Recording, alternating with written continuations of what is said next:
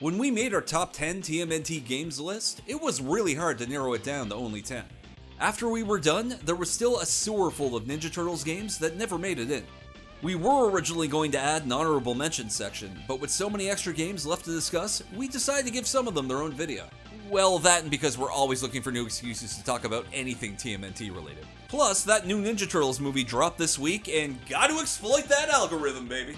Anyways, some of these games we loved, some we liked, and some left us with opinions that others may disagree with. But hey, that's what the comment section is for. And if you're curious what games made the original list, oh hey, a cheap plug! Check out the link to our top 10 TMNT games video in the description below. Okay, let's go! TMNT Mutant Melee. If you like the 03 TMNT games and you like Power Stone, odds are you're going to get something out of Mutant Melee. The game takes the combat of those earlier titles and applies it to an overhead arena-based fighter.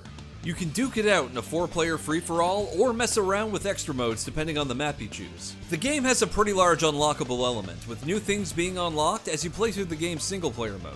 Just unlocking all the characters and stages alone will keep you invested for hours at a time.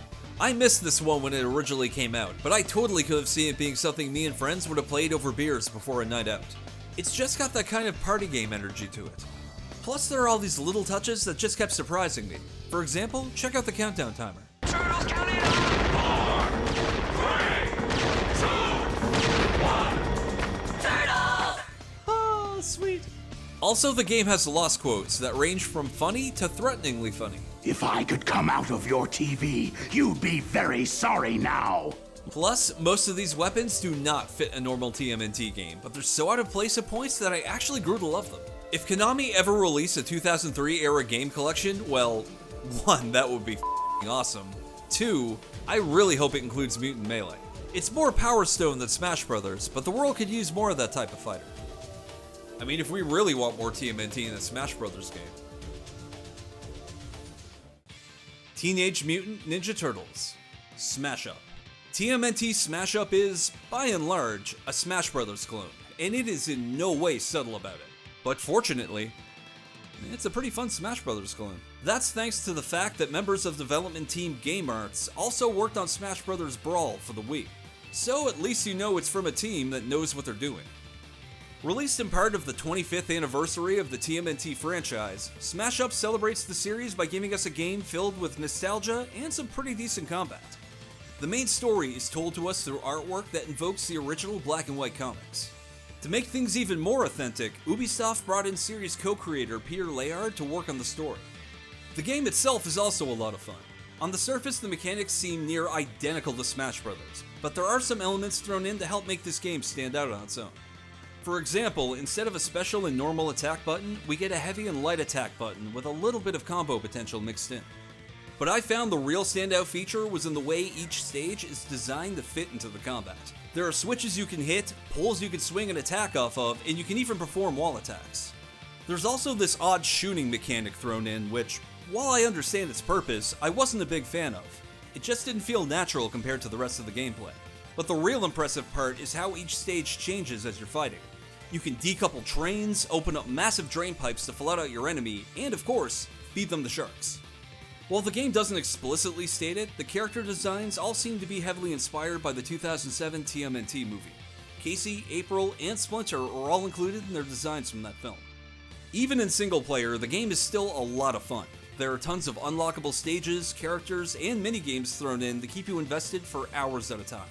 If you love TMNT and you love Smash Brothers, and I have to imagine that's a Venn diagram with a ton of overlap, then you're bound to find some enjoyment in Smash Up.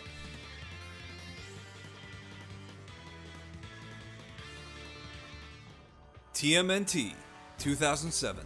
On paper, the idea sounds great. Mix Prince of Persia style gameplay with the Teenage Mutant Ninja Turtles. The idea alone should have guaranteed this one to be a classic, but the results weren't quite what I was hoping for. Published by Ubisoft, TMNT came out during an era where movie licensed games had a reputation for putting the mid in mid-2000s gameplay. The story focuses on retelling the events of the 2007 film, which in 2007 terms means an attempt to flesh out the story by telling us what happens in between the events of the film as well. Some of it does work. Some extra time with Leo in the jungle and Raph as the Night Watcher is appreciated, although Mikey and Don's intro sections feel a little more tacked on. Story-wise, anyway. The combat resembles Prince of Persia's, but rougher. You'll build up stars after each KO, which will give you a one-hit mode once filled up to max. They also add in a lot of dynamic camera movement, which is cool, but doesn't always play ball when it comes to letting you see what you're doing. The biggest strength of this game, however, is in its parkour sections. These parts do a much better job of emulating the Prince of Persia formula. It might be one of the best jobs I've ever seen of making the Ninja Turtles feel like actual ninjas. Although one thing obviously missing would be that series' rewind feature. Even though TMNT compensates for that with easy revives and very quick restarts. The game was also ported to just about everything out at the time. Console, portable, and PC. Although the DS and GBA versions are their own separate beasts. The game received mixed reviews back in the day, and I can completely see why. The stages can be fun, but they can also feel a little too long at times. I really do like how the combat looks, but it plays a bit on the basic side. I honestly prefer the GBA version's combat to this one. How much mileage you'll get out of TMNT may vary. If you have a love for mid-2000s game design, or a love for the movie it's based on, you may get more out of it than others. If you ever do find it, play it until you've had enough, and then walk away. My understanding, that's what everyone else did too.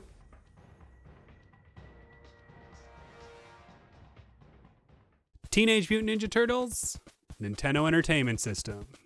Are you drunk yet from us saying Ninja Turtles so many times? So part of me felt that we needed to put this game somewhere on the list, if only out of obligation. This was quite literally the first video game I ever owned, and combined with my love of TMNT as a child, this game got a lot of play back in the day. But most of that play was just the first 3 levels. The first TMNT game had a difficulty curve that threw most gamers, child and adult alike, into a frenzy. That dam level with the underwater bomb disarming is still the stuff of nightmares, and some of the jumps just felt cheap. Not challenging, cheap. Man, just to get some of the footage for this video, I spent a good hour at that damn dam. It's so punishing. Even completing it was a hollow victory. There is a solid game underneath the surface, but from stage layouts, enemy placement, just even rescuing your captured turtle buddies, like most of the bosses outside of like the Technodrome or the Shredder, they're not that bad, but just getting to them was the challenge. There's plenty of things I have nostalgia for here. The music, the first overworld map, the intro, all good stuff. But there was a good reason we all wanted to see the arcade game ported to home consoles. When you compare this to the arcade port, which not only gave us a decent arcade experience, but also the ability to not lose a playable turtle from a single death, it's easy to see why this one didn't make the list.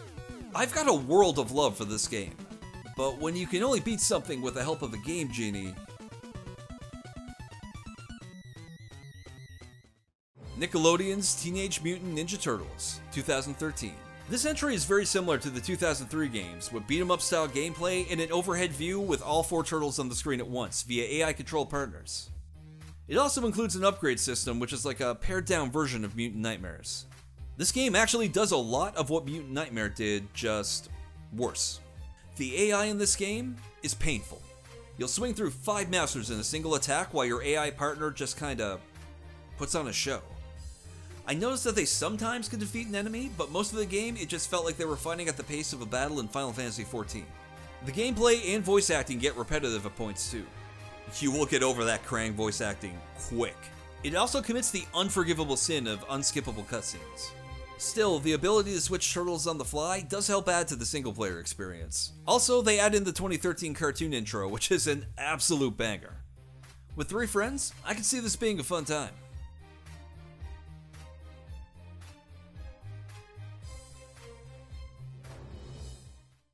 Nickelodeon's Teenage Mutant Ninja Turtles Arcade. This one is similar to the Wii PS3 version, only instead of Activision, this one was created by Raw Thrills.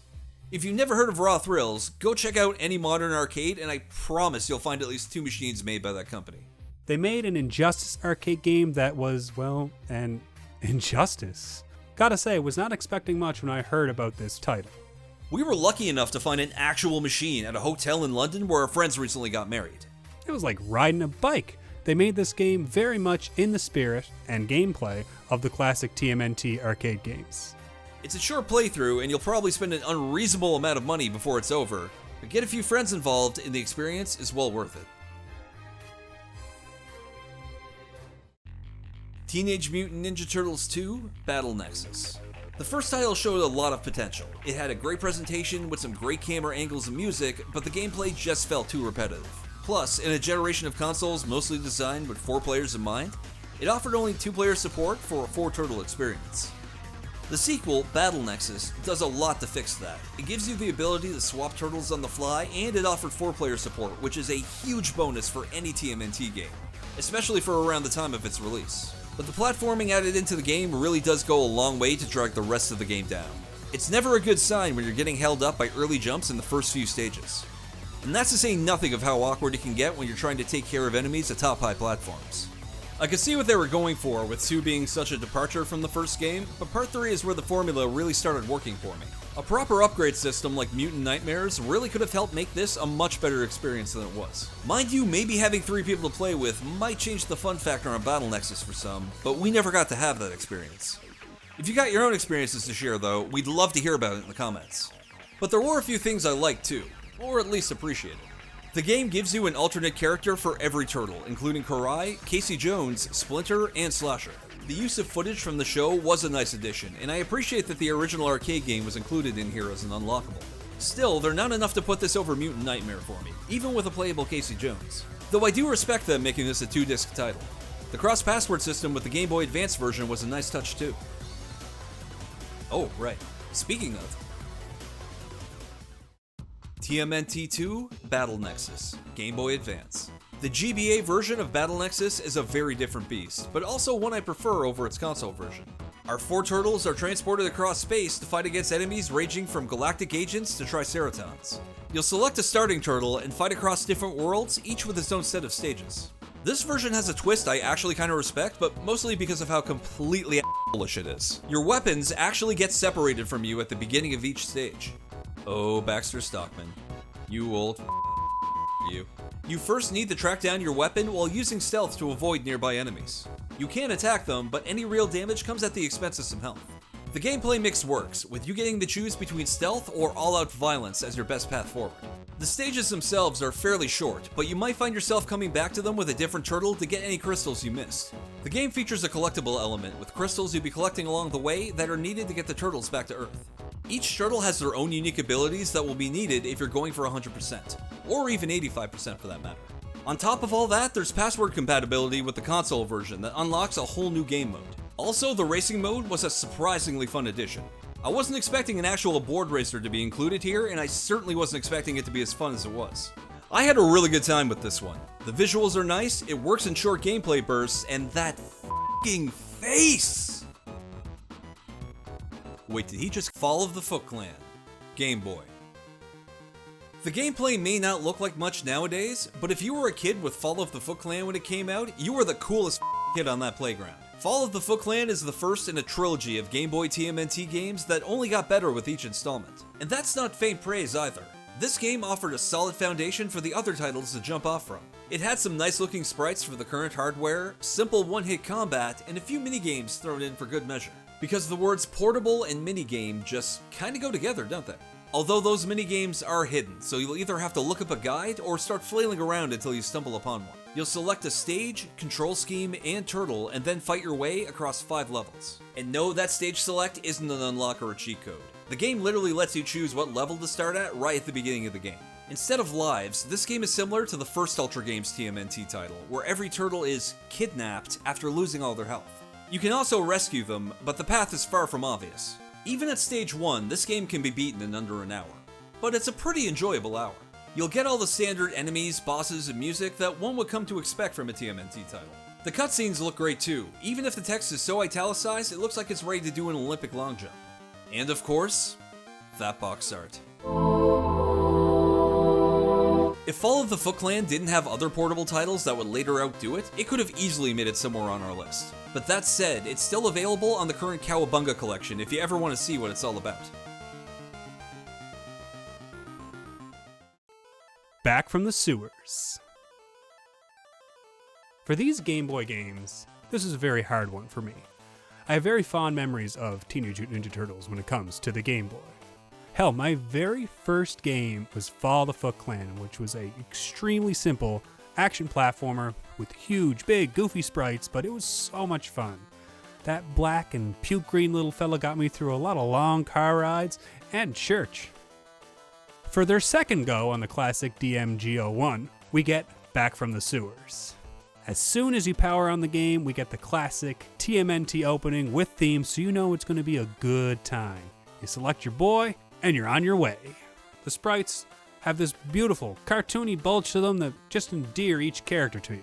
Each of the turtle has their strengths and weaknesses, as is the norm. You lose one life, your turtle gets captured, and you can save them in between stages. And if no one is captured, you get a nice little pizza grabbing minigame, and there's a lot of charm to the whole process. Comparing it to the latter, Radical Rescue, in terms of character stages, there is a lot more in this package, in my opinion. It just feels like a more complete game, whereas finishing Radical Rescue, I felt like there could have been just a little bit more. Not taking anything away from that title, I just really like this game. Oh, and if you like bit-crushed voice clips, this game has lots. There is a fair amount of replayability with different difficulty settings that will offer a fair amount of challenge. And for me, this was pretty much one of my favorite TMNT games, especially on the original Game Boy, so there's a lot of bias going on here. But my god, this music just f***ing slaps. And every time you pause, he says, "Pizza time!" It's beautiful. Hey everyone, thanks for watching and for sticking it out until the end of the video. Our release schedule is a bit of a mystery right now, even to us. But the best way to find out about new videos as they come out is to hit subscribe and turn on notifications. You know, the usual YouTube stuff. And let us know about some of your favorite TMNT games in the comments below. This is Tim from Haruokay, and until next time, stay tuned.